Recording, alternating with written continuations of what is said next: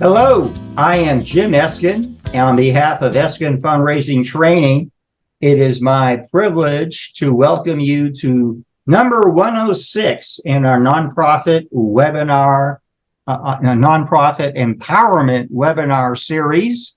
And we've been in a season of experimentation. So the last two shows were hybrids that we actually broadcast from a TV studio that was hooked up to a much larger Zoom audience. That was thanks to our friends at Texas A&M University, San Antonio.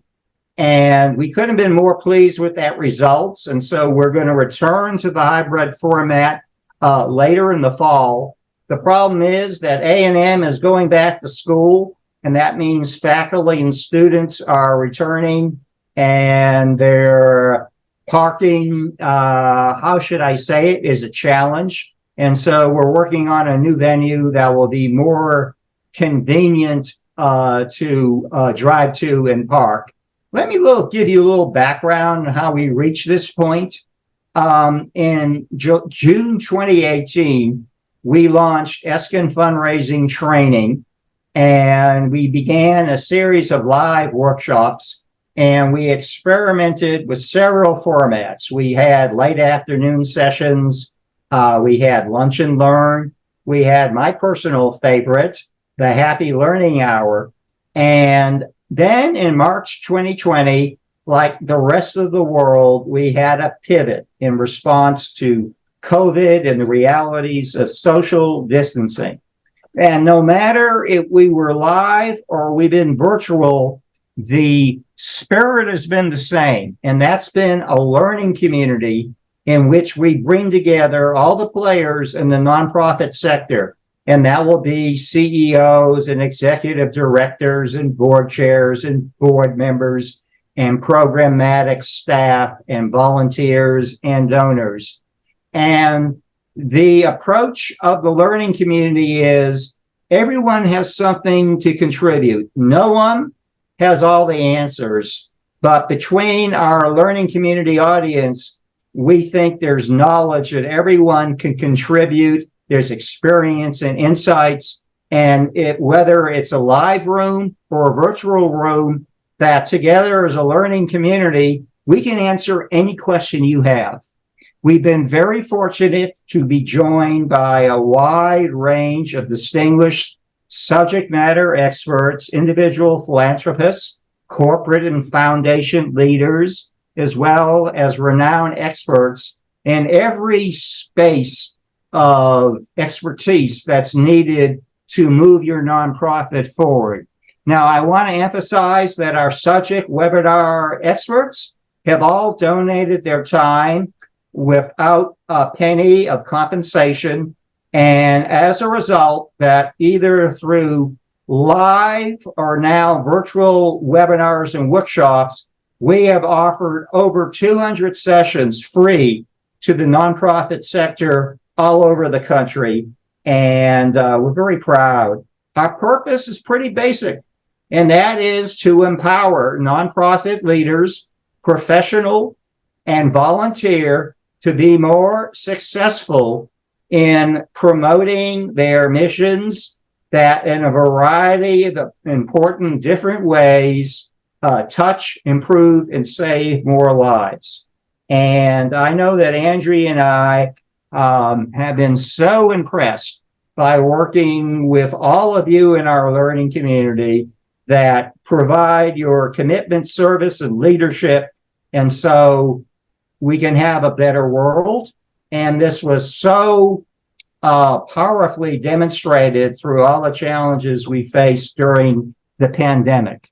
It's an honor now to introduce our subject matter expert, Angelle St. Germain, who is in her second year as president of Impact San Antonio. Angelle, I have to admit, your name sounds like a movie star. And I think I should be interviewing you on the red carpet and asking you what you are wearing. By the way, are you wearing Versace today? I am not, unfortunately. Okay. But I am not the first Angelle St. Germain. I'm actually named after my great grandmother. So Well, you sound like a it's movie a family star. name. It sounds like it. You Well, sound thank like a you. movie star, and the leadership you provide is like a movie star. And I am so proud. I've been watching, spending 30 years in the nonprofit sector in San Antonio. What I know personally and close up, what Impact San Antonio has done. And if I have it right, it's grown from a modest $25,000 a year in 2004. And now collectively, Angelle, if I have it correctly, you all contributed more than $5.3 million. And I've seen it. I've known many of the nonprofits. I've been nonprofits who applied. I didn't get one, but I've seen your process, and I've never seen a process that was more credible and rigorous. And in her span time, Angelle is executive director of Sarbanes-Oxley Compliance for the very prestigious Valero Energy Corporation. Angelle, that sounds like way above my pay grade. Okay. But let me take a few moments to explain the format. I have some questions that I'm going to ask Angelle. But at any time that this show belongs to our learning community partners of professional and volunteer nonprofit leaders. And anytime you want to join us and fact check me here, our producer, John Largent, president of Gay Day Media, you can either type something in the chat space, the Q&A box, or you can raise your hand. And that's our preferred method, and we'll bring you on camera. Angelle, I think I have a half a zillion questions for you, but we'll also welcome the audience at any time. Again, thank you for the most precious gift of all, your time today. And also, again, I am a huge fan of Impact San Antonio because, to me, philanthropy should remind everyone that maybe a different way and a different scale, that we all can make a difference with our time, talent, and treasure, and that we all share the responsibility to try. And what I love about collective giving circles, you all have democratized, is that the right word? Philanthropy. So are you ready to start with my questions? I am ready. Who are your role models in philanthropy? So my parents are my role models. My family has a general merchandise store. My great grandfather started it. So it's been in the family over 100 years, and it's now fourth generation. And my parents always said, the only reason we have anything is because our community supports us. So we have to support our community. And so it's a small town. So, it's really the church and we have a local fire department that's a volunteer fire department, and just really the community. If there's folks in need, it was those places that helped. And so as a community, we just learned from young that, like, in order for us for folks to really be in the place where they need to be, like, we had to be there to help them, and we being the entire community. So when I moved here to San Antonio, it was trying to find my place and trying to figure out how I fit in, and I really kind of just fell into Impact San Antonio, and an acquaintance had brought it up and had me come to one of the events, and I heard about the grant they were providing, and this was pre us getting to the point we are now, so it's probably about 8 years ago. So it wasn't quite as large as it is now, but I could still see the difference they were making, and it just gave me another opportunity to learn about San Antonio and the surrounding area and the needs in the community, as well as the agencies that are doing amazing work. And so it's been a wonderful experience for me. Small businesses have a place in my heart. I'm not that many generations back. My grandfather on my mother's side came over from Poland, I think it was around 1918, okay, and started it to Boston and started a local community hardware store. And if it wasn't for his efforts, the subsequent generations have been able to enjoy the American dream. And so I love family small businesses. Let's get the collective giving circles. Let's start from basics. What is a collective giving circle? So collective giving circles provide individuals with an opportunity to pool their funds together and to make a more significant impact in their communities. They also enable the members to better learn about those needs in their community and build awareness of the agencies that are really helping to address those needs. Hey, I got to say, I haven't won a grant, but I received site visits, and I've really never seen anything more prudent or rigorous than the process than Impact San Antonio. Can you tell us about the founding of Impact San Antonio? Absolutely. So Impact San Antonio is an all-volunteer organization which recruits our members annually. So from membership, we recruit volunteers to help lead the grant-making process, which includes training agencies, reviewing the grants, and oversight of the implementation of those who received awards. Kelly Hutchinson founded Impact San Antonio in 2004 with just 25 members, as you mentioned. The results have been astonishing since.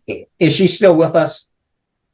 I honestly, I don't know that I haven't answer, heard, but we definitely do have members of the original 25 that are still here. Well, tomorrow, by the way, if people don't know, it is National Nonprofit Day.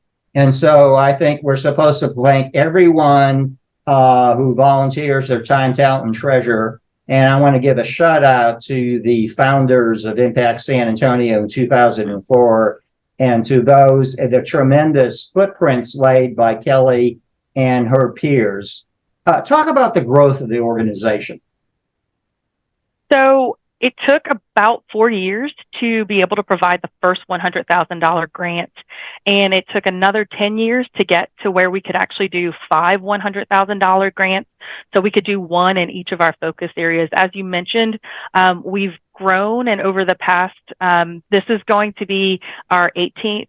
Oh, I think I have my number wrong. I think this one's our 18th in grant award night. As of the prior grant award nights, we've already donated $5.3 million in grants, and we're going to add another $550,000 this year. So it has been a relatively fast growth, especially given that it's an all-volunteer organization. So that means you do not pay any staff. Is that right? We do not.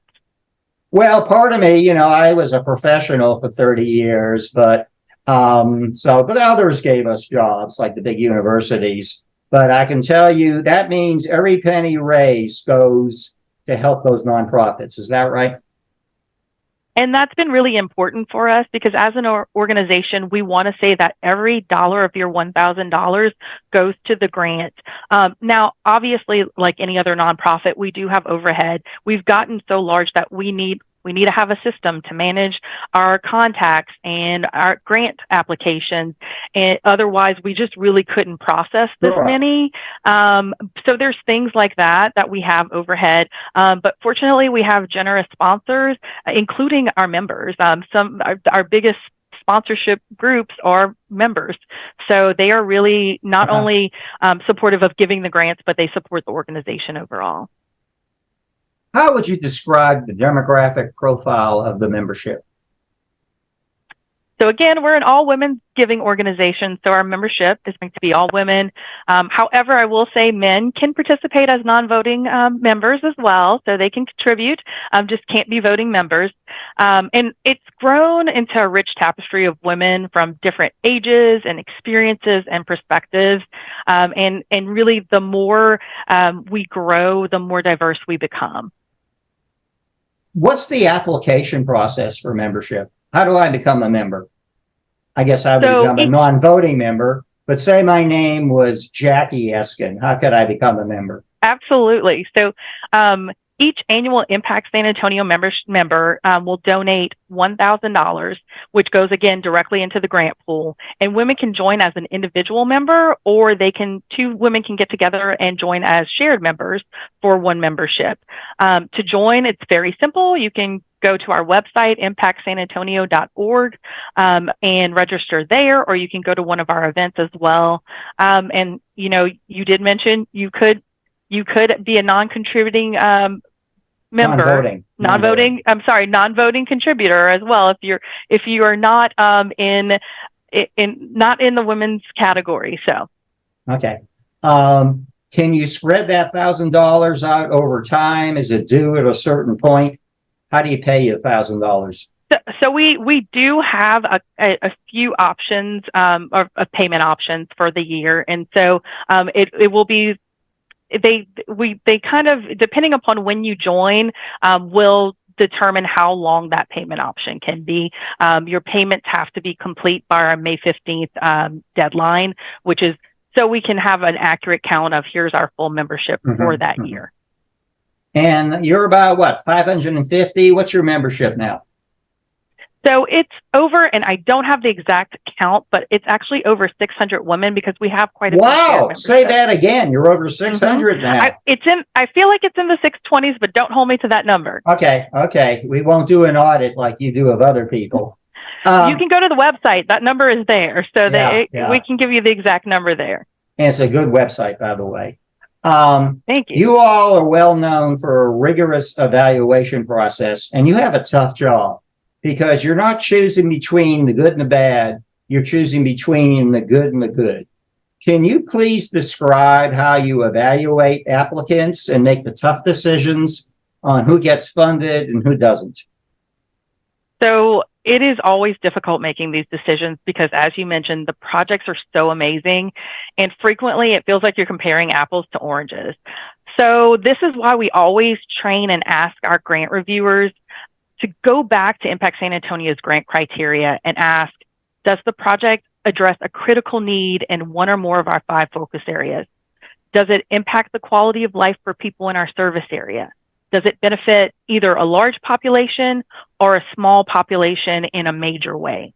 Does it result in an innovative approach to address a critical problem or expand on an already existing successful approach?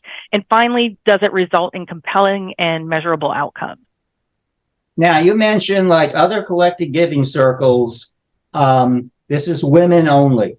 Why is that so? So our organization was founded on the Impact 100 model, which was developed to encourage women to experience philanthropy or expand their roles in philanthropy.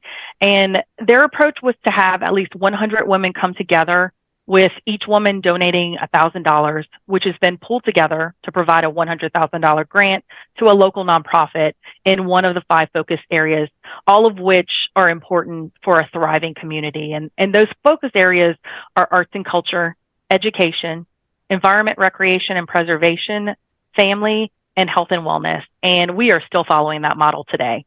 Yeah. It probably won't be easy for you to limit this to just 2. But can you take a few minutes to describe some of the grants that you would like to call attention to? So you are absolutely correct that there are just so many to pick from. I like putting guests on the spot. Okay, that's what I do. But I'll talk about 2 high impact grants from our 2019 high impact grant class, and they've completed. And so the first one I'm going to talk about is the Musical Sprouts Project by Musical Bridges Around the World. They were a recipient in the arts and culture focus area, and this project was to expand their Musical Sprouts program into 2 new schools for the 2019 and 2021 school year. The program itself introduces students to new cultures and provides STEAM curriculum, which includes math and science related lessons using the arts. One part of the program is to have performers from various parts of the world put on concerts and interact with the students so that they can get to learn more about those cultures and really kind of make the world a smaller place. They worked with UTSA's research team to develop an outcomes tool and were able to show a 50% improvement in learning for the students participating in the program versus those in that control group. And since much of the program actually occurred during the pandemic, they had to pivot, and they worked closely with the schools and the artists, and they were able to go virtual. And in some cases, it actually enabled the students' families to participate in some of their lessons and really expanded their reach. And then another project I want to point out was our 2019 education recipient, which was the project Fostering Success for Students with a History of Foster Care. And this was by UTSA's Alumni Association. Only 3% of students with a history of foster care graduate from college. And this grant really helped launch a comprehensive program to support foster students at UTSA, beginning with a 6-day early start experience. And they partnered with various agencies as well to provide some services to the students. And as a result, they saw an increase in the percentage of students returning for the subsequent semester, as well as the percentage of students that were in good academic standings. So, they really saw the benefits of that support system. If you think about it, when I went to college, my parents brought me there and they dropped me off. And if I needed anything, they would come and drop it off. And, some of these students, that they just don't have that support system. So if something goes wrong, it's really hard for them to stay in school and to figure out how to get through that project. And so this is just another way to give them tools to do that. And so really, honestly, in both of these programs, there was tons of collaborations with other agencies and other organizations, and you really saw the ripple effects from these projects. And so they were absolutely amazing. Here's a fun question. Could you compare and contrast the donor motivations of the two genders? So I did a little research, and the research from the Women's Philanthropy Institute that has shown. That's at the Lilly School in Indianapolis. It is, absolutely. Yeah. You are correct. Across all income levels and generations, women are more likely to give and also give more than their male counterparts. And women tend to give based on empathy for others. They like to give collectively, with 70% of giving circles being majority women, which ties back to what you kicked off, I think, this presentation with your comments. And then I just think for me, as a member of Impact San Antonio, I most appreciate that the organization has given me an opportunity to learn about the community and then the agencies that are really making a difference in serving this community. So I also just appreciate the camaraderie and support that I've received as being a part of this giving circle and just from my fellow members. So it's been a wonderful experience. But there are some good men out there. Absolutely. Yeah. Okay, I'll tell you what, let's bring our learning community in. And again, the challenge for decision makers like Angelle, you're not choosing between the good and the bad, but between the good and the good. And those are gut-wrenching decisions. And so I'd like to ask a few of our learning community members. I see Hugh. Hugh, let's start with you, and then let's get Jasmine. Hugh Farr is the Chief Development Officer for one of my favorite organizations, Big Brothers Big Sisters of South Texas. And he's been a regular member of our learning community, and he knows what it's tough. He's been a fundraiser. He doesn't have gray hair like me, but I think I think you're going to catch up at some point. How do you, in a world of good and good, what can you say about Big Brothers, Big Sisters that other good causes can't say? Well, thank you for the opportunity to be with you all here today, and Jim, it's always a joy to be with you. I first would start with acknowledging that there are a lot of great choices out there that meet all of various needs that touch our hearts, whether they be seniors, young people, education, the arts, the environment. There's an opportunity for anyone to get involved with a multitude of very worthwhile, world-class causes. I always say that philanthropy really the bar is always set the highest by the members of our community and this country. I don't know that there's any other more generous nation on the planet than ourselves. And I say that with a lot of pride because of what you already said. But then I also distinguish the notion of charity beginning at home, and that our youth are among our most treasured and precious resource. I say that often. And that I think it's also important to do so in a very authentic, sincere way. The gift of discernment is something that a lot of us in our community have, and they can smell quickly and readily when one is being less than sincere with their request or their articulation of the need. And so it's important to always be present, to always be authentic, whenever speaking to anyone, for that matter, not just making an ask, but trying to articulate the case for support.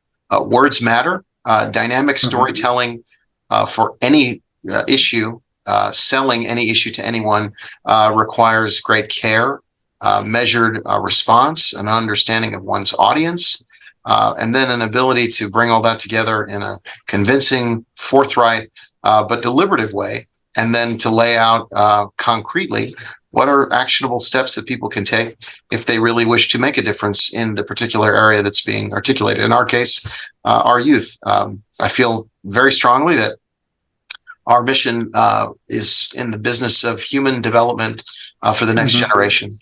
And if that kind of idea resonates with an audience, then I would love to talk to them more in detail, perhaps one-on-one.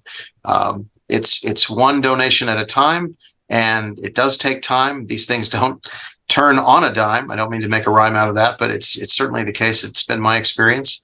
And I think we continue to be an incredibly giving community. That photo from the food bank that we all remember at the start of the pandemic, I think is absolutely emblematic of this very blessed place. And I stand by that very proudly. Not to say that we've certainly won the battle of hunger or pestilence or any of the other issues that we're fighting, but San Antonians really know how to dig deep into their pocket, and it really is biblical that those that have the least give the most. It continues to pay homage to that notion, and our community continues to stand up. And then I think also, like in my role, it's incumbent upon me to not just recount a story, but to really immerse myself in the programmatic side of our operation, so that I can then work with them to articulate clearly, effectively, and sincerely what it is that we're trying to put across to an audience. In my case, I very recently became a Big Brother myself, and that's given me a higher level of street credibility, if you will, so that I can say, I'm not just telling you about this mission, I'm actually living it myself, such that I know what it's like, and I see what the impact is personally, not just professionally. I think that's important. And then I think it's also recounting what other experiences have happened by just immersing oneself in not just my own mentoring relationship with a child, but also others who've been doing it maybe more than a few times. Denise Barkhurst, who's our leader, and she's been a big sister twice. Others whom Armin Babajanian, he started Big Brothers Big Sisters in Poland, of all places. Yes. Yeah. So there's a lot of rich history of this kind of work, of pouring oneself into a person's life, in this case a young person's life, and all of those things can be drawn from to then share with an audience in a measured, compact way. And that's how I would do it. I don't know that I've cornered the market on this at all, but that's how I would approach your question. And you were talking about digging deeply. If I recall correctly, Big Brothers Big Sisters of South Texas made a real tough decision during COVID to remain open, because you all didn't want these at-risk kids to fall further behind, during a very challenging time. They didn't want to lose ground. And that was a courageous decision. And again, Hugh, to you and all our friends at Big Brothers and Big Sisters, thank you for the service and leadership you provide our community. It's our pleasure. It's our honor. Full credit goes to Denise Barkhurst for making that courageous decision. We felt strongly that we couldn't look a parent in the eye or a guardian of a child and say that we're going to represent their best interests without being able to do an interview in person. And that was just a non-negotiable decision. And yes, you're right. Since June of 2020, we've been in the office with a lot of protocols in place, masks and more hand sanitizer than I would ever wish on anyone. But we did it, and we're proud to do it, and would do it again. Here's another good friend of our learning community, Jasmine Dean. I think Jasmine and I first visited in, it was before COVID, 2017, around 2018. And she shared her vision about what would become Celebrate Dyslexia. And I said, Jasmine, do you know how much work you're in for? And I got to tell you, I've been amazed and so proud of what she has accomplished in growing the vision into reality of Celebrate Dyslexia. How would you say, welcome, Jasmine? Thank you. How would you say Celebrate Dyslexia can distinguish itself from all the other good causes? Well, I can definitively say in San Antonio, there is no other organization that is focused on diligently working to create solutions for the 1 in 5 people that have dyslexia. I'm amazed. Could you repeat that? I don't think the audience realizes the number of people have dyslexia. Repeat that, please. 1 in 5 people have dyslexia, whether they know it or not. And so this is something that impacts reading and ability of reading. And we have teachers who have their boots on the ground that are working with students that are really struggling, that might not understand what dyslexia is because it typically is not included well in teacher prep. We also have medical professionals who were never trained on what dyslexia is in a comprehensive way to guide their patients as to next steps to receive a proper diagnosis, because there's no official medical code and no real medical curriculum in their medical prep that has them proficient in this space. So if you're a parent of a student with dyslexia, you're kind of in this no man's land. You don't really go to your pediatrician for information. Your school may or may not be well versed in the Texas Dyslexia Handbook and have proper interventions in place. And so we are diligently working in this space so that the struggle for the individual with dyslexia is as foreign as the iron lung is to us for the next generation. And so this will directly impact economic development, our incarceration rates, as well as the social determinant of health for individuals who cannot read currently because they have not been properly identified and have not received proper supports in school. Jasmine, again, thank you for your amazing service and leadership. And it's proud to count you among our learning community. Thank you, Jasmine. Of course. Can we bring Marcy Andrade on the screen? Marcy, in a world in which these donors, such as Impact San Antonio, is making tough decisions between not the good and the bad, but the good and the good, what can Girls Incorporated say that other good causes can't? Well, thanks, Jim. And I just want to commend the two that spoke, both Jasmine and what Hugh said. It's so true. I loved everything that Hugh said because it just really resonated with me. I was a big sister. My husband was a big brother. So we're big fans of big brothers, big sisters. Girls Inc., we inspire all girls to be strong, smart, and bold. But in San Antonio, like many other cities, there's so many quality youth serving nonprofits, right? And they all provide, or many of them provide, in and out of school time programming. I'm not going to name them all because there's several, but Girls Inc. of San Antonio is one of the only agencies that offers comprehensive quality programming, including in-school programs, after-school clubs, school break camps, summer, spring break, holiday break, and specialized programs in a girl-only environment for girls, evidence-based approach to whole girl development, for girls to navigate gender, economic, and social barriers, to grow up healthy, educated, and independent.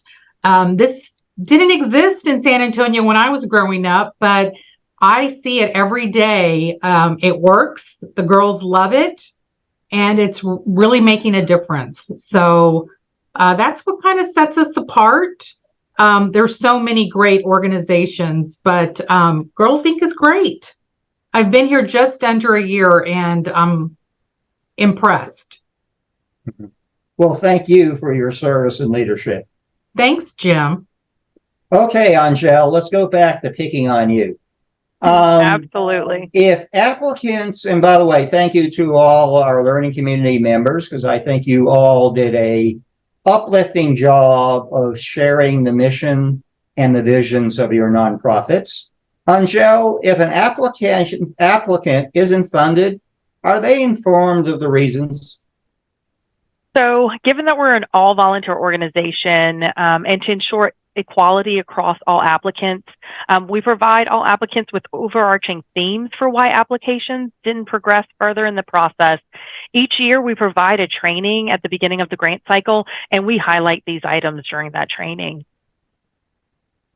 Is there any limit on the number of times that a nonprofit or number of years can apply for one of your high impact grants? So there is no limit for the number of years you can apply. So you could win it 2 years in a row? Well, that's where the exception is. So there's no limit to the number of years you can apply. However, if you are a high impact grant recipient, that's $100,000, right? That is the $100,000 grant. You cannot reapply for 3 years. Okay. If you receive one of the support grants, however, you can reapply the next year. How large is the support grant? It ranges. So it's going to depend upon how much over the $100,000 mark we have achieved in our membership. So, for instance, if you have $550,000, then we will have 10 finalists. And so we will have five high impact grant recipients and one in each of those focus areas. And then we'll have 5 support grants of $10,000. Now, if it's 525, it'll be less. But the board does have a bit of discretion if we have extra funds to bump that up a little. So, it has ranged over the years. If you're funded, what are your responsibilities in reporting how effectively and efficiently you use your grant dollars? So as part of each application, the agency is going to identify their expected outcomes and how they're going to measure those. As noted, this is one of those criteria that our grant reviewers are considering when they're selecting the finalists. Those grants that do receive awards are going to be, again, project-based. So the agencies are reimbursed for project-specific expenses. So it's not like you get a big lump sum. In some cases, not at all. It might be spread out. Correct. And so, you got to prove yourself, and then you get more money.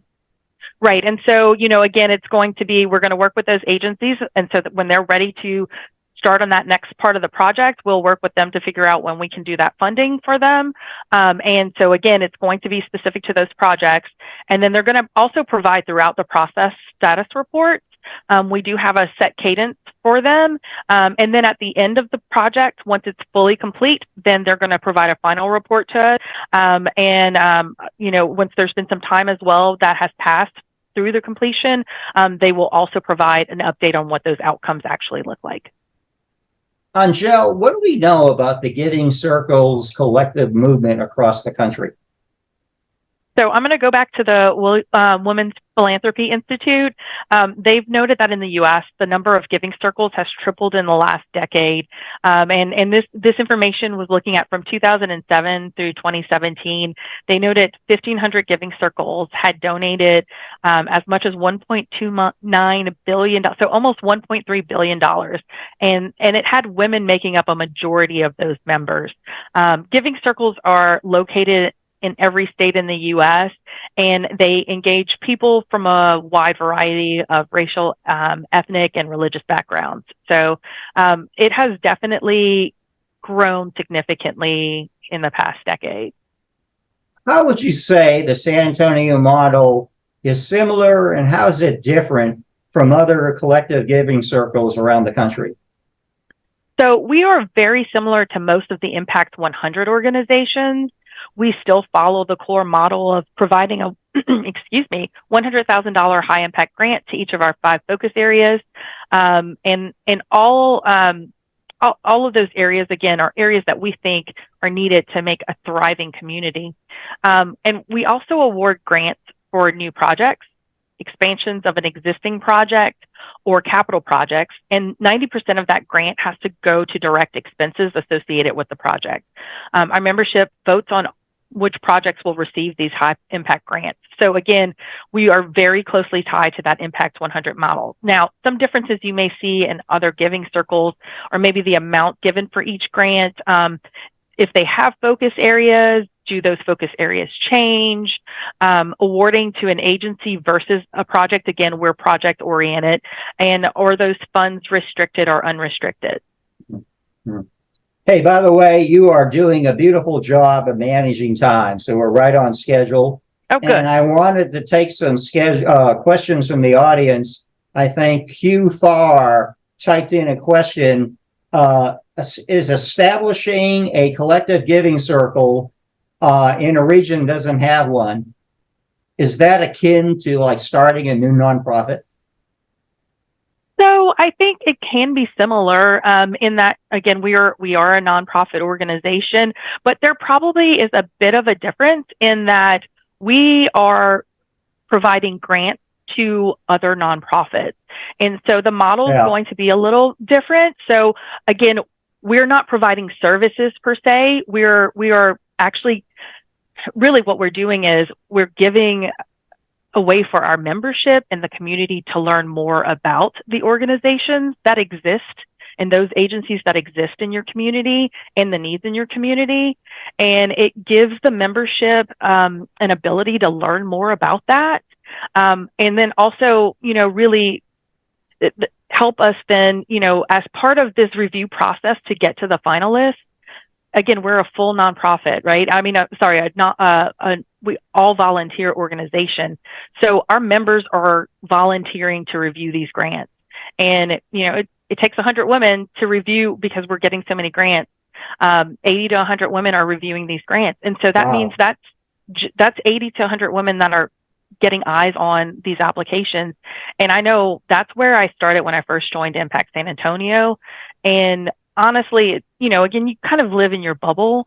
And so your own world and maybe what happens in your little bubble, but there's so much more going on. And so there's needs out there that you may be unaware of. And so I know it's given me a visibility into the needs as well as those nonprofits that are addressing those needs. And it may be a case of, I only have this much to donate. And so this gives me a way to pool my money with someone else to make a bigger impact from a grant perspective. But this also gave me a way to learn about these agencies. So I may not have extra money to donate, or if I do, I can. But if I don't have extra money to donate, maybe I have extra time. Or maybe I'm going to share the story of this amazing agency that I've heard about. And that story may encourage someone else to either volunteer or to donate to that agency. So there is ripple effects of being a part of a giving circle.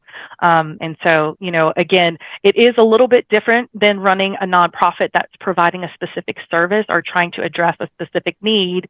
But in the same breath, it's really it's a way for us to learn more about what those needs are and find where it is that we can provide more. And so, for me, step one was to join Impact and to learn. And, there's other steps that have happened since, whether it's donating time or if it's donating funds or again, just being that voice of an agency when you've heard of a great story. Yeah. Hey, I have a niece who's an attorney in Bozeman, Montana.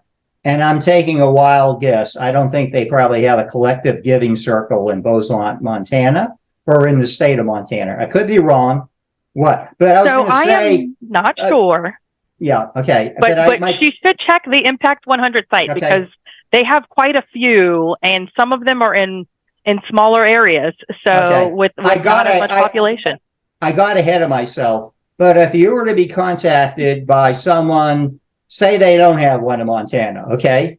And by the way, I love Montana. This is no swipe at Montana. But if you were contacted by a region that did not have a collective giving circle, what would your advice be on establishing one? So I am an auditor by trade. And so my first I'm afraid of you guys. I've always been afraid of auditors. So my first inclination is just to advise to understand the needs of the community so that you can build an approach to best serve those needs. But I can also be a realist and know that when you're trying to start a giving circle, you may not have the luxury of resources or time to do that. So I definitely would encourage you to look at models that already exist. Again, I've noted Impact 100 as an example, which our organization is found after, and you can look at any of those chapters and see how they're, because some of them function differently. So they don't all follow the exact same model, but that would be a first place to look, and then work together a core group of individuals that are willing to help build and define your organization, and then also be willing to adjust your model over time to fit the needs of your community. When Impact San Antonio began, again, we had 25 members, but they had a vision that eventually they would get to $100,000. Wow. Well, once they hit that mark, they changed that goal, and they wanted to be able to award a $100,000 grant in each of the 5 areas. So obviously the processes we had when we were awarding 25,000 are much different than what we have to have in place now to award over $500,000 in grants. And so you have to be willing to shift over time as your organization changes or grows, and really just be prepared to adjust so that you can manage it as well. Obviously, you all have the secret sauce, but how do you recruit new members?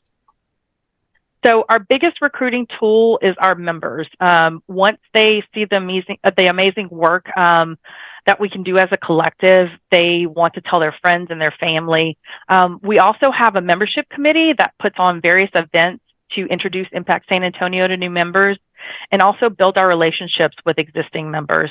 And then some of our most impactful events are those where we have agencies share who were grant recipients, and they share their stories or show off what they were able to do with their Impact San Antonio grant.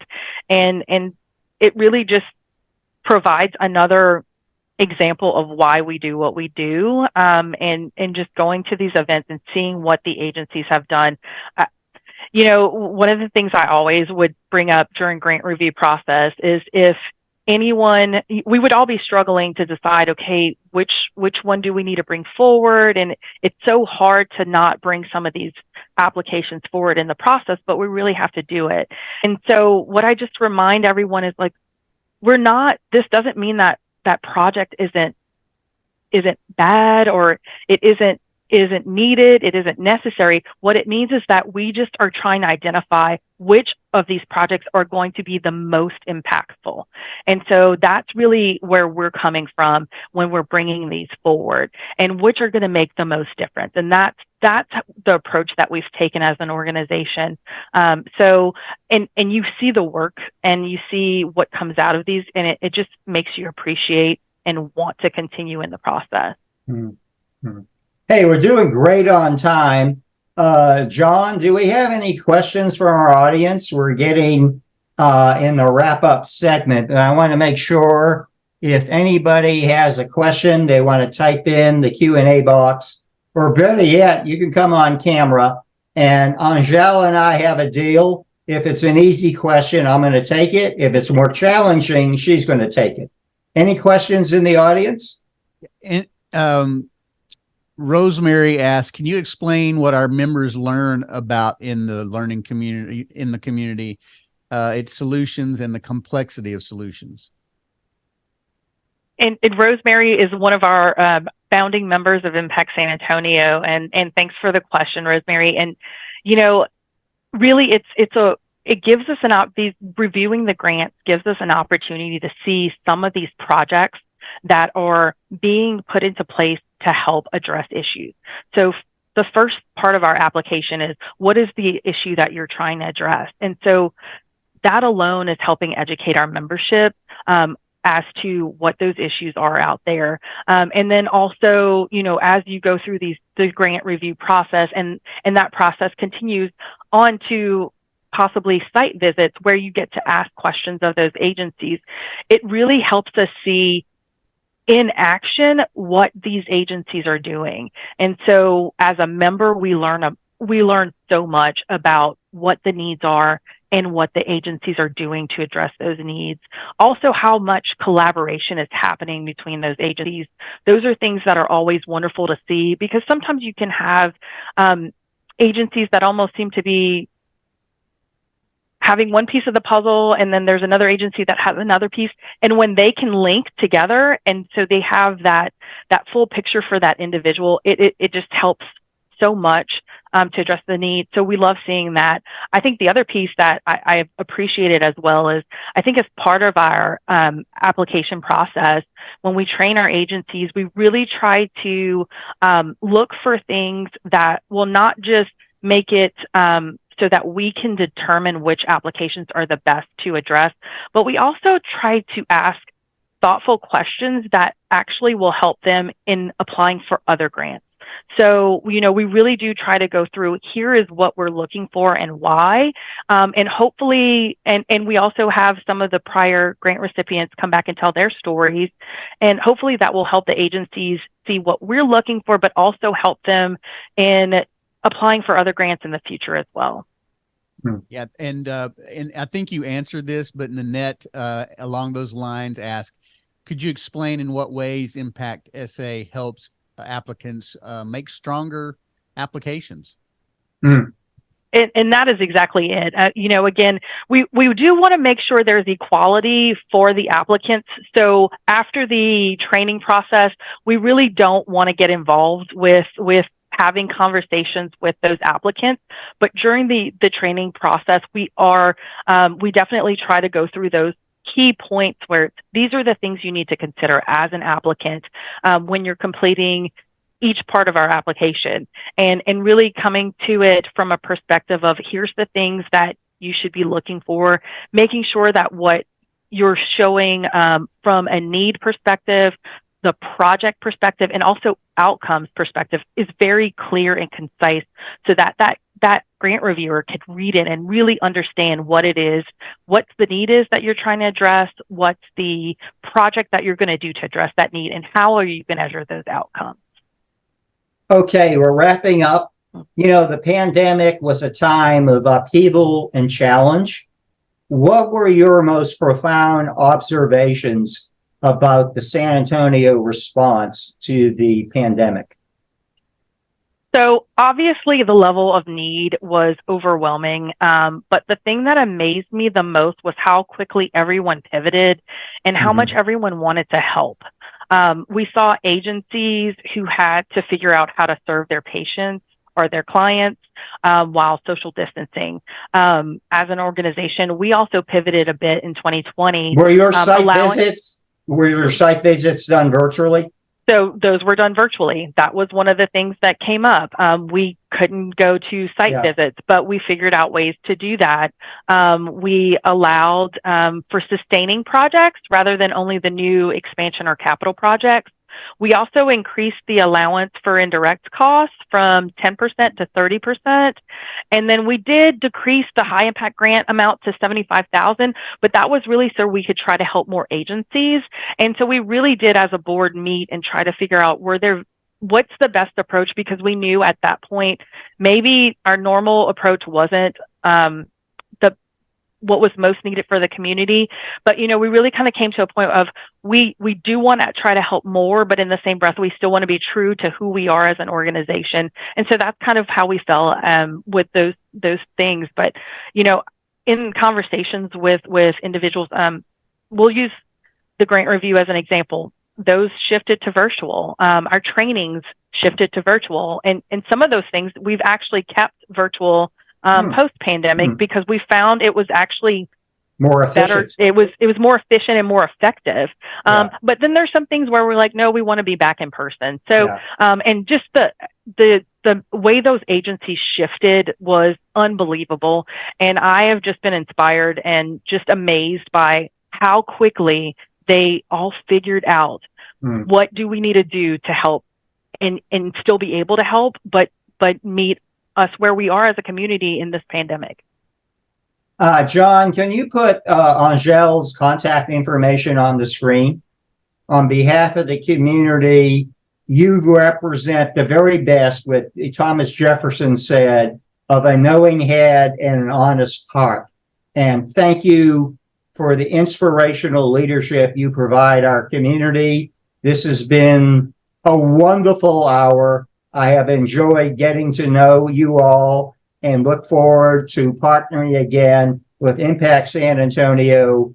You inspire the rest of us to reach higher. Thank you, Angelle. Thank you to our members of the learning community. So we say good night and be well.